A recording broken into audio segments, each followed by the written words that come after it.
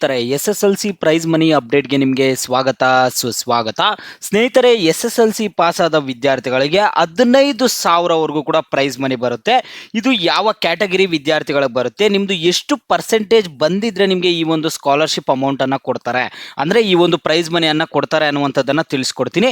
ಇದಕ್ಕೆ ಬೇಕಾಗುವ ಒಂದು ಡಾಕ್ಯುಮೆಂಟ್ಸ್ ಏನು ಅನ್ನುವಂಥದ್ದನ್ನು ಕೂಡ ತಿಳಿಸ್ಕೊಡ್ತೀನಿ. ಮತ್ತೆ ಇದ್ರದ್ದು ಅಪ್ಲಿಕೇಶನ್ ಓಪನ್ ಆಗಿದೆಯಾ ಆಗಿಲ್ವಾ, ಯಾವಾಗ ಓಪನ್ ಆಗ್ಬೋದು, ಪ್ರತಿಯೊಂದು ನಿಮಗೆ ತಿಳಿಸ್ಕೊಡ್ತೀನಿ. ಎಲ್ಲರೂ ವಿಡಿಯೋ ಕೊನೆವರೆಗೂ ನೋಡಿ. ಅದಕ್ಕೆ ಮುಂಚೆ ನೀವ್ಯಾರಾದರೂ ನಮ್ಮ ಚಾನಲನ್ನು ಇನ್ನೂ ಸಬ್ಸ್ಕ್ರೈಬ್ ಮಾಡದೆ ನೋಡ್ತಿದ್ರೆ ಈಗಲೇ ಚಾನಲನ್ನು ಪಟ್ ಅಂತ ಸಬ್ಸ್ಕ್ರೈಬ್ ಮಾಡ್ಕೊಳ್ಳಿ. ಮತ್ತೆ ವಿಡಿಯೋಗೊಂದು ಲೈಕ್ ಆದರೆ ಕೊಡಿ. ನೀವು ಕೂಡ ಸಬ್ಸ್ಕ್ರೈಬ್ ಲೈಕಿಂದ ನಿಮ್ಗೆ ಇದೇ ರೀತಿ ಕಂಟಿನ್ಯೂಸ್ ಅಪ್ಡೇಟ್ಸ್ ಆದರೆ ಸಿಗ್ತಿರುತ್ತೆ. ಈಗಾಗಲೇ ಯಾರು ಸಬ್ಸ್ಕ್ರೈಬ್ ಲೈಕ್ ಮಾಡಿ ವಿಡಿಯೋ ನೋಡ್ತಿದ್ರೋ ಎಲ್ಲರಿಗೂ ನನ್ನ ಒಂದು ಹೃದಯ ಪೂರ್ವಕ ಧನ್ಯವಾದಗಳು. ನೋಡಿ ಸ್ನೇಹಿತರೆ, ನಾನೀಗ ಡೈರೆಕ್ಟ್ ಟಾಪಿಕ್ಗೆ ಬರ್ತೀನಿ. SSLC ವಿದ್ಯಾರ್ಥಿಗಳಿಗೆ ಪ್ರೈಸ್ ಮನಿ ಆದ್ರೆ ಸಿಗ್ತಿದೆ ನೋಡಿ. ಈಗ SSLC ಪಾಸ್ ಆಗಿರುವಂತಹ ವಿದ್ಯಾರ್ಥಿಗಳಿಗೆ ಕೊಡುವಂತಹ ಒಂದು ಪ್ರೈಸ್ ಮನಿ ಆಗಿದೆ ಇದು. ಹಾಗಾದ್ರೆ ಇದು ಯಾವ ವಿದ್ಯಾರ್ಥಿಗಳಿಗೆ ಕೊಡ್ತಾರೆ, ನಮ್ದು ಎಷ್ಟು ಪರ್ಸೆಂಟೇಜ್ ಬಂದಿರಬೇಕು, ಅಂದ್ರೆ ನಮ್ದು ಯಾವ ಕ್ಯಾಟಗರಿ ಇದ್ರೆ ಈ ಒಂದು ಪ್ರೈಸ್ ಮನಿಯನ್ನ ಕೊಡ್ತಾರೆ ಅನ್ನುವಂಥದ್ದನ್ನೆಲ್ಲ ಡೀಟೇಲ್ ಆಗಿ ಹೇಳ್ತಾ ಹೋಗ್ತೀನಿ.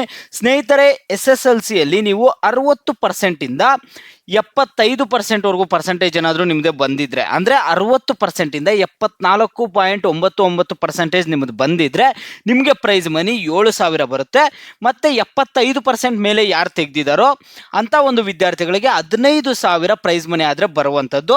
ಈಗ 75% ಕೆಳಗಡೆ ಇರುವಂಥ ವಿದ್ಯಾರ್ಥಿಗಳಿಗೆ 7,000 ಬರುತ್ತೆ. 75% ಮೇಲೆ ಯಾರು ತೆಗೆದಿದ್ರೋ ಅಂಥ ಒಂದು ವಿದ್ಯಾರ್ಥಿಗಳಿಗೆ 15,000 ಸ್ಕಾಲರ್ಶಿಪ್ ಆದರೆ ಬರುತ್ತೆ, ಈ ಒಂದು ಪ್ರೈಸ್ ಮನಿ ಬರುವಂಥದ್ದು. ಹಾಗಾದರೆ ಇದಕ್ಕೆ ಯಾರು ಎಲಿಜಿಬಲ್, ಯಾವ ದಾಖಲೆಗಳು ಬೇಕು ಅಂತ ನೀವು ಕೇಳೋದಾದ್ರೆ, ಸ್ನೇಹಿತರೆ ಎಕ್ಸಾಮ್ 1 ಈಗ SSLC ಎಕ್ಸಾಮ್ 1ರಲ್ಲಿ ಫಸ್ಟ್ ಅಟೆಂಪ್ಟ್ ಅಲ್ಲೇ ನೀವು ಪಾಸ್ ಆಗಿರಬೇಕು. ಫಸ್ಟ್ ಅಟೆಂಪ್ಟ್ ಅಲ್ಲೇ ನೀವು ನಿಮ್ಮ ಒಂದು ಪರೀಕ್ಷೆಯನ್ನ ಪಾಸ್ ಆಗಿರ್ಬೇಕು, ಅಂದ್ರೆ ಎಕ್ಸಾಮ್ 1ರಲ್ಲೇ ನೀವು ಪಾಸ್ ಆಗಿರಬೇಕು. ಅಂದ್ರೆ ಈಗ ಪ್ರೆಸೆಂಟ್ ರಿಸಲ್ಟ್ ಬಂದಿದೆ ಅಲ್ಲ, ಎಕ್ಸಾಮ್ 1 SSLC ಎಕ್ಸಾಮ್ 1ರಲ್ಲಿ ಯಾರ್ದು ರಿಸಲ್ಟ್ ಬಂದಿದೆಯೋ ಅದರಲ್ಲಿ ನೀವು ವಿದ್ಯಾರ್ಥಿಗಳು ಯಾರು ಪಾಸ್ ಆಗಿರೋ ಅಂತ ಒಂದು ವಿದ್ಯಾರ್ಥಿಗಳು ಎಲಿಜಿಬಲ್. ಮತ್ತೆ ಮಿನಿಮಮ್ ಪರ್ಸೆಂಟೇಜ್ ಕ್ರೈಟೀರಿಯಾ ಬಂದು 60%. ಆದರೆ ಇದು ಯಾವ ಕ್ಯಾಟಗರಿ ವಿದ್ಯಾರ್ಥಿಗಳು ಕೊಡ್ತಿದ್ದಾರೆ ಅಂದ್ರೆ SC ST ವಿದ್ಯಾರ್ಥಿಗಳಿಗೆ ಮಾತ್ರ ಈ ಒಂದು SSLC ಪ್ರೈಸ್ ಮನಿ ಬರುತ್ತೆ. OBC ವಿದ್ಯಾರ್ಥಿಗಳಿಗೆ ಈ ಒಂದು ಪ್ರೈಸ್ ಮನಿ ಅನ್ನುವಂಥದ್ದು ಬರಲ್ಲ. ಇದು SC ST ವಿದ್ಯಾರ್ಥಿಗಳಿಗೆ ಬರುವಂತಹ ಪ್ರೈಸ್ ಮನಿ ಆಗಿದೆ ಸ್ನೇಹಿತರೆ.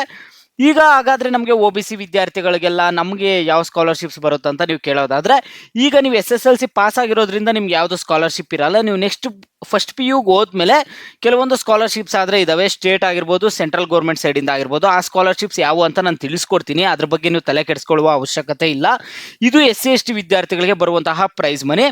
ಇದ್ರಿಗೆ ಬೇಕಾಗುವ ದಾಖಲೆಗಳೇನು ಅಂತ ನೀವು ಕೇಳೋದಾದ್ರೆ, ನಿಮ್ದು ಏನು ಕ್ಯಾಸ್ಟ್ ಆ್ಯಂಡ್ ಇನ್ಕಮ್ ಸರ್ಟಿಫಿಕೇಟ್ ಬೇಕಾಗುತ್ತೆ, ಈಗ SSLC ಪಾಸ್ ಆದ ಮಾರ್ಕ್ಸ್ ಕಾರ್ಡ್ ಬೇಕಾಗುತ್ತೆ, ಮತ್ತೆ ನಿಮ್ದು Aadhaar card, bank account passbook, passport size photo, ಈ ತರ ಸಿಂಪಲ್ ದಾಖಲೆಗಳೇ ಇರುತ್ತೆ. ನೀವೇ ಅಪ್ಲೈ ಮಾಡ್ಕೋಬಹುದು. ಅದು ಯಾವ ರೀತಿ ಅಪ್ಲೈ ಮಾಡೋದು ಏನು ಅಂತ ನೀವು ಕೇಳೋದಾದ್ರೆ, ಸ್ನೇಹಿತರೆ ಸದ್ಯಕ್ಕೆ ಅದು ಅಪ್ಲಿಕೇಶನ್ ಅನ್ನುವಂಥದ್ದು ಓಪನ್ ಆಗಿಲ್ಲ. ಅಪ್ಲಿಕೇಶನ್ ಮೇ ತಿಂಗಳಿನಲ್ಲಿ ಓಪನ್ ಆಗುತ್ತೆ. ಮೇ ತಿಂಗಳಲ್ಲಿ ಓಪನ್ ಆದಮೇಲೆ ಹತ್ರ 1 ವರ್ಷವರೆಗೂ ನಿಮಗೆ ಟೈಮ್ ಇರುತ್ತೆ ಅಪ್ಲೈ ಮಾಡೋದಕ್ಕೆ. ಏನು ತಲೆ ಕೆಡಿಸ್ಕೊಳ್ಳುವ ಅವಶ್ಯಕತೆ ಇಲ್ಲ. ಆದರೆ ಆದಷ್ಟು ಬೇಗನೆ ನೀವು ಅಪ್ಲೈ ಮಾಡಿ. ಮೇ ತಿಂಗಳಲ್ಲಿ ಅಪ್ಲೈ ಮಾಡೋಣ. ಯಾವ ರೀತಿ ಅಪ್ಲೈ ಮಾಡೋದು ಏನು ಅಂತ ನಿಮ್ಮೆಲ್ಲರಿಗೂ ವಿದ್ಯಾರ್ಥಿಗಳಿಗೆ ಹೇಳ್ಕೊಡ್ತೀನಿ.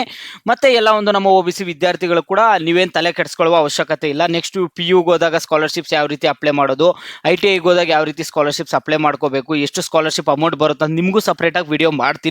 ಈಗ ವಿಡಿಯೋ ನೋಡ್ಬಿಟ್ಟು OBC ವಿದ್ಯಾರ್ಥಿಗಳು ನಮ್ಗೆ ಯಾವುದು ಪ್ರೈಸ್ ಮನಿ ಇಲ್ವಲ್ಲ ಅಂತ ಡಿಸಪಾಯಿಂಟ್ ಆಗುವ ಅವಶ್ಯಕತೆ ಇಲ್ಲ.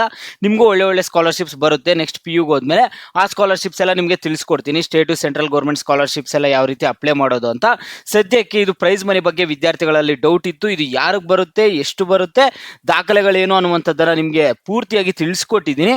ಈಗ ಈ ವಿಡಿಯೋ ನಿಮಗೆ ಹೆಲ್ಪ್ಫುಲ್ ಆಗಿದೆ ಅನ್ನೋದಾದ್ರೆ ಪ್ರತಿಯೊಬ್ಬರು ವಿಡಿಯೋಗೆ ಲೈಕ್ ಮಾಡ್ಬಿಟ್ಟು ಕಾಮೆಂಟ್ ಮುಖಾಂತರ ತಿಳಿಸಿ. ಮತ್ತೆ ಸ್ಕಾಲರ್ಶಿಪ್ ಕುರಿತಾಗಿರ್ಬೋದು, ನಿಮ್ಮ ನೆಕ್ಸ್ಟ್ ಕೆರಿಯರ್ ಕುರಿತಾಗಿರ್ಬೋದು, ನಿಮ್ಗೆ ಏನೇ ಡೌಟ್ಸ್ ಇರಲಿ ವಿಡಿಯೋಗೆ ಲೈಕ್ ಮಾಡ್ಬಿಟ್ಟು ನನಗೆ ಕಾಮೆಂಟ್ ಮುಖಾಂತರ ತಿಳಿಸಿ.